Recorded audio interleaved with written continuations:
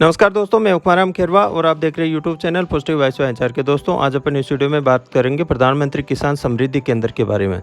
जी हाँ दोस्तों, दिवाली से पहले पीएम मोदी का एक मेगा गिफ्ट मिला किसानों को। एक क्लिक करके उन्होंने देश भर में किसान समृद्धि केंद्र का उद्घाटन कर दिया। दोस्तों, आज प्रधानमंत्री नरेंद्र मोदी ने आज सुबह करीब 11:45 पर नई दिल्ली स्थित मेला ग्राउंड IRI पूसा में किसान सम्मान सम्मेलन 2022 का 2 दिवसीय कार्यक्रम का शुभारंभ किया था।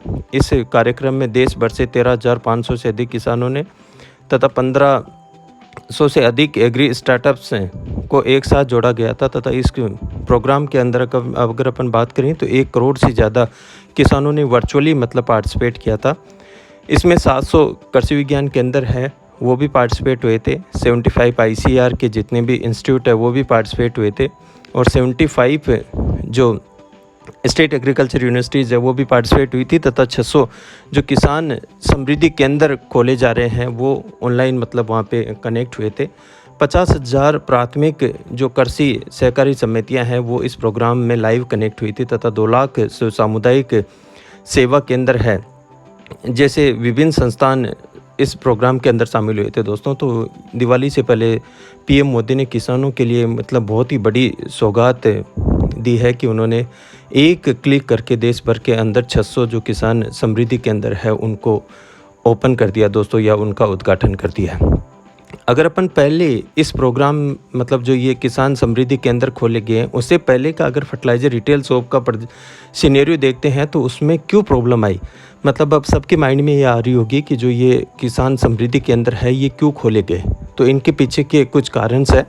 उससे पहले दोस्तों, जो poor infrastructure and the services available at the retail shop, यानी जितनी भी जो ये पहले जो फर्टिलाइज़र के अंदर जो काम करती थी रिटेल शॉप, उनके पास प्रॉपर इंफ्रास्ट्रक्चर नहीं था दोस्तों। और सेकंड, इसके अंदर प्रॉब्लम आ रही थी गवर्नमेंट को कि company driven sell for their specific products, यानी कि पर्टिकुलर कंपनी को हर एक कंपनी के अलग अलग डीलर्स हुआ करते थे, तो उससे भी एक किसानों को प्रॉब्लम आ रही थी।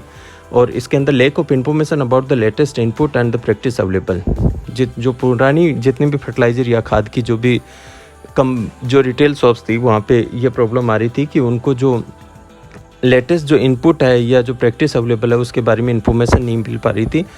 और availability of the input and the services at different shops, अभी क्या हो रहा था कि जितने भी काश्तकार को अगर कोई चीज़ लेनी है तो वो डिफरेंट शॉप्स पे विजिट करनी पड़ रही थी। तो उसका निवारण करने के लिए सरकार ने जो किसान समृद्धि केंद्र है वो खोले हैं। Lack of integrated approach to farmer related issues, यानी उनके जितने भी इश्यूज़ थे वो सॉर्ट आउट नहीं हो रहे थे। और presence of the government missing in spite of the huge subsidy, यानी गवर्नमेंट का इंटरवेंशन भी कम हो रहा था क्योंकि वो एक बड़ी संख्या के अंदर ऑपरेट हो रहे थे डिफरेंट इस वजह से।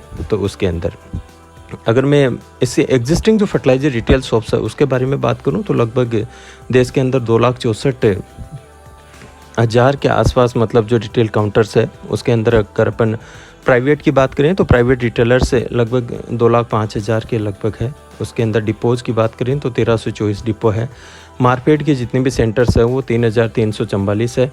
कोऑपरेटिव सोसाइटीज़ की अगर अपन बात करें तो देश भर के अंदर 4,075 कोऑपरेटिव सोसाइटीज़ है तथा जो प्राइमरी एग्रीकल्चर कोऑपरेटिव सोसाइटीज़ है वो लगभग 50,900 के आसपास है दोस्तों। तो जो ये अभी जो किसान समृद्धि केंद्र खोले गए हैं वो इस टाइप के एक आज इनोग्रेशन के कुछ फिक्स है तो उसके अंदर ओपन हो गए हैं। जैसे कि आप देख पा रहे हैं कि बीज अंकुरण जांच का है, मृदा परीक्षण का है, उसके बाद में यहाँ पे ड्रोन दिखाया गया है जो स्प्रे के लिए अब हर जो किसान समृद्धि केंद्र है वहाँ पे ड्रोन की फैसिलिटी भी अवेलेबल रहेगी। और जितनी भी है, चाहे वो फर्टिलाइज़र है, पेस्टिसाइड है, इंसेक्टिसाइड है या फंगिसाइड है, उनका एक सेपरेट ट्रैक रहेगा ताकि आप फार्मर्स को एक कन्फ्यूज़न नहीं होना कन्फ्यूज़न की स्थिति में पैदा नहीं होंगे वो। और जितने भी किसान समृद्धि केंद्र है वहाँ पे एक हेल्प डेस्क रहेगा जहाँ से वो हर टाइप की इन्फॉर्मेशन ले सकता है। और इसके अंदर कौन कौन सी फैसिलिटीज़ मिलेगी वो अपन इस वीडियो में आगे देखते हैं दोस्तों। तो ये इस लेवल का इंटीरियर आएगा जो उसके अंदर और भी मॉडिफिकेशन होते रहेंगे टाइमली। तो ये जो इसका ऑब्जेक्टिव है, मतलब सरकार का मतलब क्या ऑब्जेक्टिव था कि ये उनको खोलने की ज़रूरत पड़ी। To function is the one stop solution for the quality agri input and services. Government चाहती है कि काश्तकार को मतलब एक ही छत के नीचे हर तरीके का इनपुट मिले, हर तरीके का मतलब उसको खाद, बीज, दवाई, वो सब चीज़ें मिले, और उसे जो भी खेती से संबंधित है या उसके जो ग्रेन से संबंधित है उनके बारे में सर्विसेज मिले। यानी चाहे वो मंडी से रिलेटेड हो, चाहे फर्टिलाइज़र की सब्सिडी से रिलेटेड हो, या लेटेस्ट जो एग्रीकल्चर प्रैक्टिसेस है उनसे रिलेटेड हो, तो वो पूरी की पूरी सर्विसेज मतलब सरकार चाह रही है कि उनको किसानों को एक ही छत के नीचे मतलब वो प्रोवाइड करवा सके। To create the awareness among the farmer on best agriculture practices and the balance use of the fertilizer. Government इससे जो ये समृद्धि केंद्र खोलने जा रही है उनसे ये चाह रही है कि ये कैसे ही करके मतलब जो किसान जो अनबैलेंस जो फर्टिलाइज़र का यूज़ कर रहे हैं या जो अनबैलेंस पेस्टिसाइड का यूज़ कर रहे हैं उसको बैलेंस वे के अंदर यूज़ करवाना चाहती है। जो वो कब पॉसिबल हो पाएगा, जब किसानों के अंदर मतलब एक अवेयरनेस लाई जाएगी उसके बारे में कि आपको किस किस रेशियो के अंदर कौन कौन सा फर्टिलाइज़र यूज़ करना है या कितनी क्वांटिटी के अंदर कौन सा फर्टिलाइज़र यूज़ करना है। तो वो एक अवेयरनेस प्रोग्राम चलेगा इन समृद्धि केंद्रों के तहत। To provide the interactive platform for knowledge sharing about the new technologies, government policies and the schemes. यानी जितने भी ये किसान समृद्धि केंद्र ओपन हो रहे हैं हर ज़िले के अंदर, तो वहाँ से सरकार चाह रही है कि मतलब वो एक इंटरेक्टिव प्लेटफॉर्म प्रोवाइड करे और नॉलेज शेयरिंग के लिए। नॉलेज शेयरिंग किसके लिए? नॉलेज शेयरिंग जो नई टेक्नोलॉजी आ रही है उसके लिए। नॉलेज शेयरिंग मतलब जो गवर्नमेंट पॉलिसीज़ आ रही है उनके रिगार्डिंग। नॉलेज शेयरिंग मतलब जो भी गवर्नमेंट की नई स्कीम्स आ रही है उनके रिगार्डिंग गवर्नमेंट चाहती है कि वो फार्मर्स के साथ मतलब उनको थोपे नहीं, मतलब जो भी कोई भी स्कीम है वो फोर्सफुली ना करा के उनसे मतलब एक इंटरेक्टिव प्लेटफॉर्म तैयार कर रही है जहाँ से वो मतलब उनके साथ कम्युनिकेट होंगी। To develop capacity building for retailers and the farmers at regular interval. यानी गवर्नमेंट इस जो किसान समृद्धि केंद्र ओपन हो रहे हैं वहाँ से मतलब वो रिटेलर्स है उनको भी मतलब उनकी कैपेसिटी बिल्डिंग के कुछ प्रोग्राम्स चलाएगी, वहाँ पे उनको एजुकेट करेगी, तथा फार्मर्स को भी मतलब वो एक रेगुलर इंटरवल पर मतलब उनकी कैपेसिटी बिल्डिंग करेगी कि आपको किस किस टाइप से मतलब जो भी मॉडर्न एग्रीकल्चर प्रैक्टिसेस हैं उनको अडॉप्ट करना है। ये जो किसान समृद्धि केंद्र है उसके लिए मतलब ये इस टाइप का मतलब एक डिज़ाइन उन्होंने तैयार किया है जहाँ से कौन कौन सी फैसिलिटीज़ मिलेगी उसके बारे में अपन देखते हैं। तो इसके अंदर मतलब जो one stop shop for the farmer, जितने भी किसान समृद्धि के अंदर खोले गए हैं उनका मकसद एक ही है सरकार का कि मतलब वो एक छत के नीचे किसान को हर फैसिलिटी प्रोवाइड करवाना चाहते हैं। फैसिलिटीज़ के अंदर क्या क्या देना चाहते हैं वो, उसके अंदर इनपुट होंगे, इनपुट के अंदर जितने भी फर्टिलाइज़र हैं वो रहेंगे, सीड्स रहेंगे, पेस्टिसाइड्स रहेंगे। मतलब जो खेती से संबंधित मतलब उसको कोई भी इनपुट चाहिए, वो खाद हो, बीज हो, दवाई हो, वो वहाँ पे अवेलेबल रहेगी। इक्विपमेंट्स की अगर अपन बात करें तो इक्विपमेंट्स भी वहाँ पे अवेलेबल रहेंगे जिसके अंदर स्प्रे पंप है, डस्टर है, पावर स्प्रेयर्स है और custom hiring of the drone. यानी इक्विपमेंट्स के अंदर मतलब एक यहाँ पे जितने भी किसान समृद्धि केंद्र खोले गए हैं गवर्नमेंट की मतलब ये इच्छा है कि वहाँ पे एक जो ड्रोन की फैसिलिटी प्रोवाइड की हुई जाए किसानों को, ताकि मतलब वो एक अच्छी तरीके से मतलब जो स्प्रे है उसको यूटिलाइज़ कर सके और उनकी कॉस्ट को कम कर सके। अब नंबर थर्ड जो फैसिलिटी यहाँ पे मिलेगी वो टेस्टिंग की मिलेगी। टेस्टिंग के अंदर वो क्या क्या फैसिलिटी रहेगी? सबसे पहले उनको किसानों को मृदा परीक्षण का लाभ मिलेगा, उसके बाद में जो पानी वाटर टेस्टिंग की फैसिलिटी मिलेगी, सीड फर्टिलाइज़र टेस्टिंग फैसिलिटी मिलेगी। नंबर 4 पे आती है उनको कौन सी सर्विस मिलेगी? Advisory and information. जो हर किसान समृद्धि केंद्र है वहाँ पे एक हेल्प डेस्क अवेलेबल रहेगा जो मतलब उनसे रिलेटेड जितनी भी क्रॉप से रिलेटेड जो एडवाइजरीज है वो फार्मर्स को अवेलेबल करवाएगा। उसके बाद में जितने भी गवर्नमेंट्स स्कीम्स है उसके बारे में मतलब किसानों को जागरूक करेगा, तथा एक प्रोग्राम और चलाएंगे वो किसान की बात फॉर द फार्मर कनेक्ट। यानी मंथली हर महीने मतलब वहाँ पे किसान की बात का प्रोग्राम चलेगा। उससे मतलब जो पीएम मोदी हो या जो यूनियन एग्रीकल्चर कैबिनेट मिनिस्टर हो वो है या कोई और जितने भी साइंटिस्ट है वो किसानों से डायरेक्ट कनेक्ट होंगे, एक साथ मतलब पूरा पेन इंडिया वो कनेक्ट होंगे, तथा काश्तकारों को मतलब जो भी करंट मंथ के अंदर कौन कौन सी प्रैक्टिसेस यूज़ हो रही है या कौन सा एक हॉट टॉपिक है जो किसानों से डिस्कस किया जा सकता है तो वो डिस्कशन होएगा। अदर सर्विसेज के अंदर मतलब उनको कॉमन सर्विस सेंटर रहेंगे जहाँ पे उनको मंडी है, मार्केट प्राइसिंग के बारे में इंफॉर्मेशन मिलेगी, वेदर कंडीशन के बारे में इंफॉर्मेशन मिलेगी। अब नेक्स्ट जो किसान की बात मैंने आपसे डिस्कस किया था, उसके अंदर मतलब ये हर महीने रहेगा, हर महीने 1 घंटे का मतलब ये प्रोग्राम चलेगा, जिसके अंदर ऑनरेबल प्राइम मिनिस्टर है या मिनिस्टर है वो मैसेज शेयर करेंगे किसानों के साथ में, और month wise topic will be discussed, यानी कौन से महीने के अंदर कौन सा टॉपिक डिस्कस करना है वो गवर्नमेंट मतलब इन जितने भी देश के अंदर मतलब पूरे हर डिस्ट्रिक्ट में आगे जाके हर तहसील में हर गांव में मतलब गवर्नमेंट एक साथ पूरे किसानों से कनेक्ट होने की कोशिश करेगी। आज पीएम मोदी ने दोस्तों एक नया और शुभारंभ किया है कि देश को एक राष्ट्र एक उर्वरक का भी शुभारंभ कर दिया है, यानी भारत को उन्होंने एक और तोहफा दिया है कि पीएम मोदी ने आज वन नेशन वन फर्टिलाइज़र का भी इनॉग्रेशन कर दिया था। पीएम मोदी ने एक राष्ट्र एक उर्वरक ONOP योजना का भी शुभारंभ किया है। केंद्रीय मंत्री नरेंद्र सिंह तोमर ने कहा कि भारत सरकार उर्वरक कंपनियों के लिए ब्रांड नेम भारत के तहत उनकी वस्तुओं की डिस्ट्रीब्यूशन करना अनिवार्य कर रही है, यानी गवर्नमेंट अब चाह रही है कि जितनी भी फर्टिलाइज़र कंपनियां हैं वो एक अम्ब्रेला ब्रांड भारत ब्रांड के तहत ही मतलब जितने भी उनके फर्टिलाइज़र हैं उनका डिस्ट्रीब्यूशन अनिवार्य करे। इससे देश भर में उर्वरक ब्रांडों का मानकीकरण होगा, भले ही कोई भी कंपनी इसे बनाती हो, वो Bharat urea, Bharat DAP, Bharat MOP तथा भारत NPK हो सकता है। सभी उर्वरकों के लिए एक सिंगल ब्रांड भारत के विकास से उर्वरकों की बेहतर भी आवाजाही कम हो जाएगी तथा PM ने भारत बैग को भी लॉन्च किया, यानी जितने भी फर्टिलाइज़र है, चाहे वो अपन यूरिया की बात करें, DAP की बात करें, MOP की बात करें या NPK की बात करें, तो वो अब गवर्नमेंट मतलब भारत यूरिया के नाम से ही इन प्रोडक्ट को सेल करना चाह रही है तथा कंपनियों को अब शॉर्टली मतलब अपने जो बैग है उनको एक सेम बैग के अंदर कन्वर्ट करना हो जाएगा। दोस्तों जो ये वन नेशन वन फर्टिलाइज़र है इसका भी बैकग्राउंड अपने को समझना होगा। दोस्तों अभी मार्केट के अंदर क्या हो रहा है कि बहुत से severals brands and the brand preference, यानी बहुत सी लोकेशंस है जहाँ पे किसानों के ब्रांड के प्रेफरेंस है कि मेरे को उत्तम नीम यूरिया लेना है या मेरे को किसान ही लेना है या मेरे को शक्तिमान लेना है या दूसरी जितने भी साउथ के अंदर है कोरोमंडल लेना है, तो वो उस टाइप के जो अब ब्रांड का प्रेफरेंस है गवर्नमेंट चाह रही है कि मतलब यूरिया बिके तो वो एक सिंगल नाम से बिके, ना कि किसी ब्रांड के नाम से।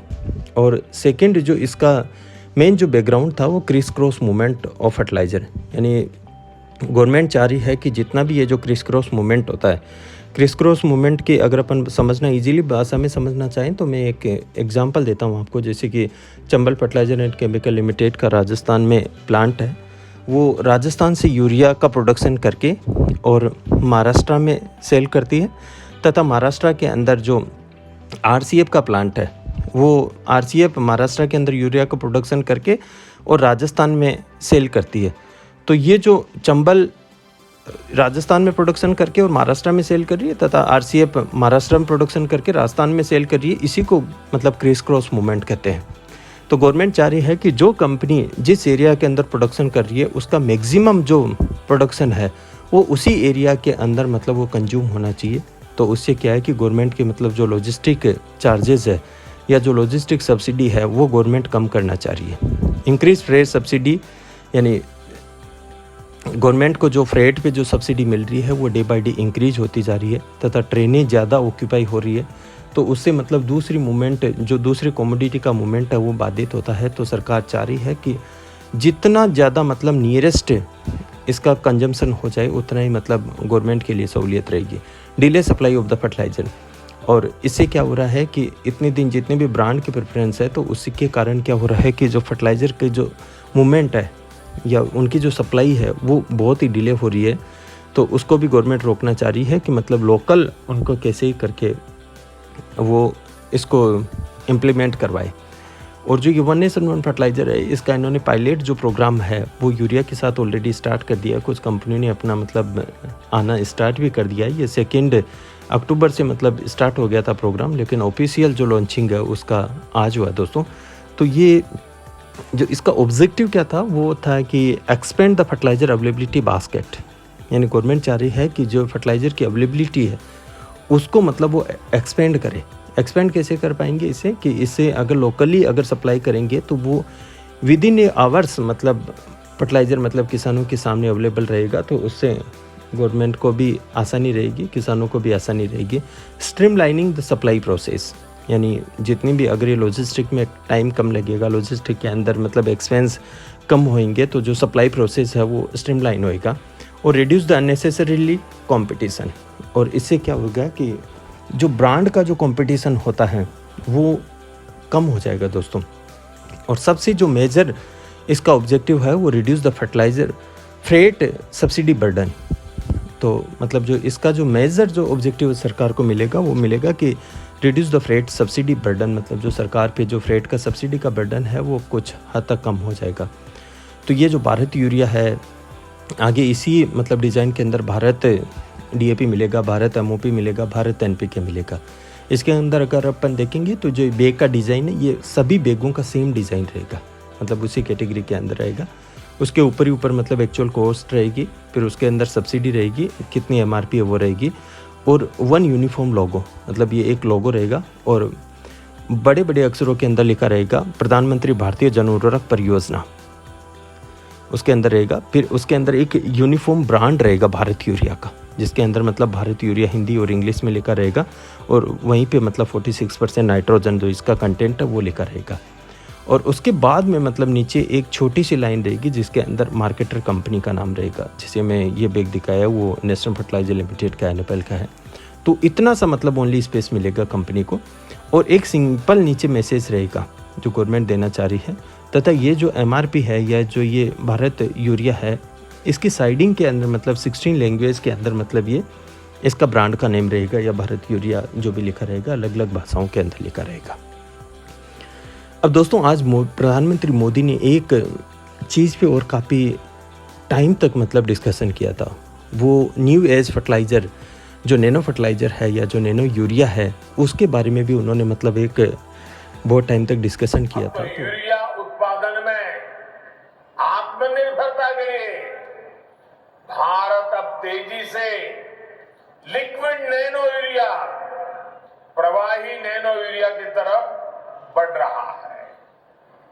नैनो यूरिया कम खर्च में अधिक प्रोडक्शन का माध्यम है।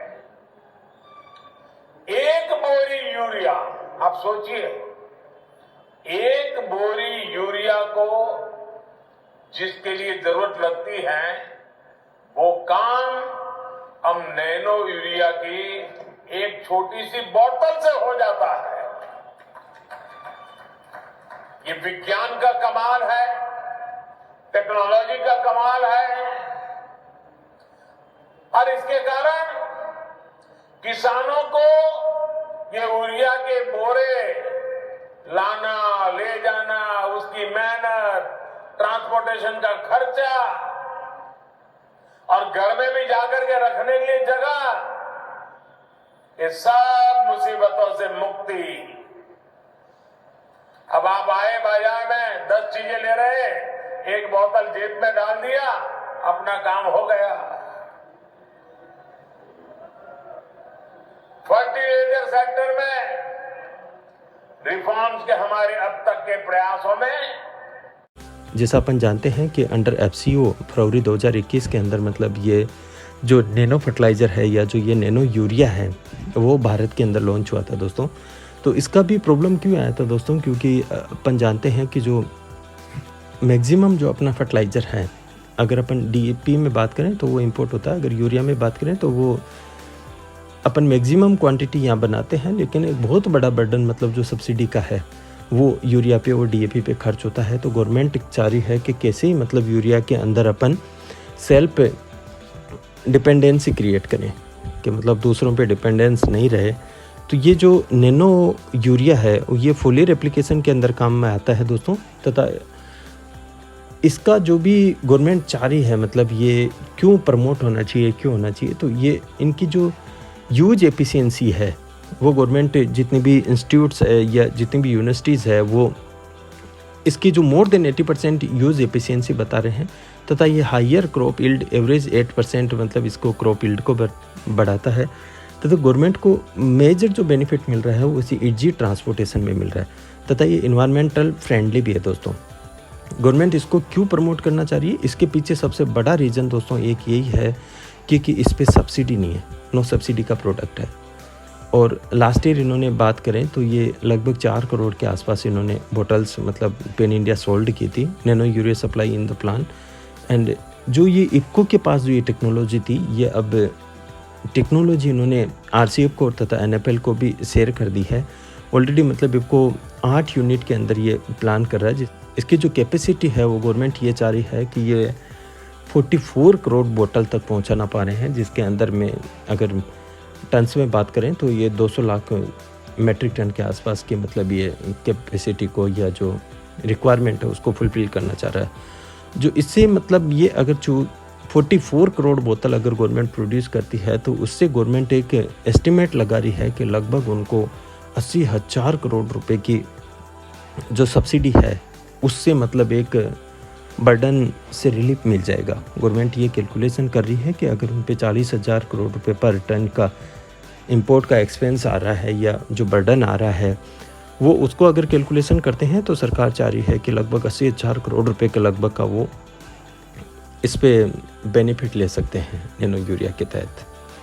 थैंक यू दोस्तों। वीडियो को अभी तक आपने लाइक नहीं किया तो वीडियो को लाइक करिए दोस्तों। चैनल को सब्सक्राइब नहीं किया, चैनल को सब्सक्राइब करिए तथा आने वाले समय के अंदर और भी कुछ ऐसी लेटेस्ट इन्फॉर्मेशन रहेगी तो मैं आपके बीच में लेके उपस्थित रहूँगा। Thank you.